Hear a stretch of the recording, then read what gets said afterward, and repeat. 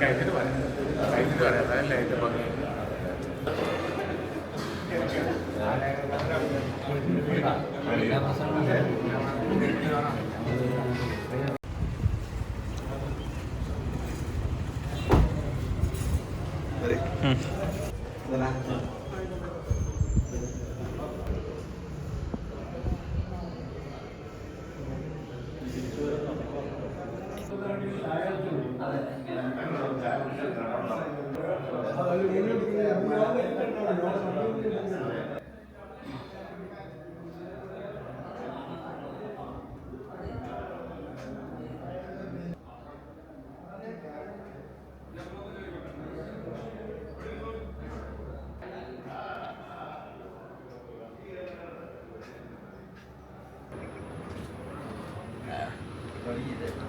അതെ അതെ അതെ അതെ അതെ അത് ഞാൻ തരാം തരാം.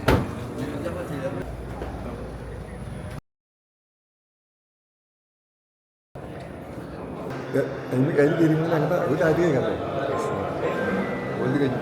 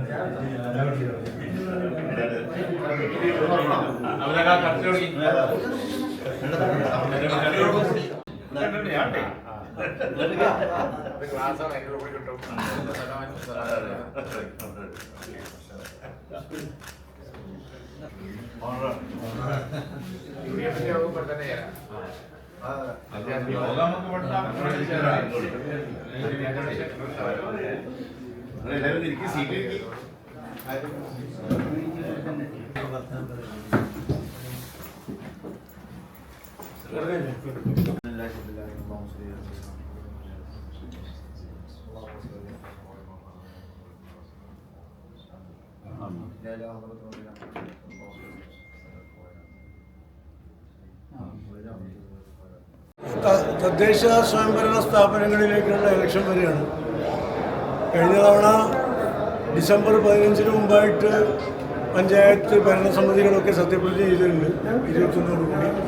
അപ്പോൾ ഈ നവംബർ ഒക്ടോബർ 1 നവംബർ മാസത്തിൽ ഇലക്ഷൻ അതിൻ്റെ പ്രൊസീജിയറൊക്കെ നടക്കും. ഒരു മാസമേ ബാക്കിയുള്ളൂ. അതുകൊണ്ട് അത് സംബന്ധിച്ചുള്ള ചർച്ചകളാണ് ഇന്ന് യോഗം നടത്തിയത്. ആ അജണ്ട മാത്രം വെച്ചുകൊണ്ടാണ് ഇന്ന് യോഗം ചേർന്നത്. തദ്ദേശ സ്വയംഭരണ തെരഞ്ഞെടുപ്പുകളിൽ ഇതുവരെ ജില്ലകളിൽ നടത്തിയ പ്രവർത്തനങ്ങൾ വിശകലനം ചെയ്യുകയും കൂടുതൽ പ്രവർത്തനങ്ങൾ നടത്താൻ ആവശ്യമായ തീരുമാനങ്ങൾ എടുക്കുകയും ചെയ്തു. ഓരോ ജില്ലകളിലേക്കും നിരീക്ഷകന്മാരുള്ള പാർലമെൻ്ററി ബോർഡ് രൂപീകരിച്ചിട്ടുണ്ട്.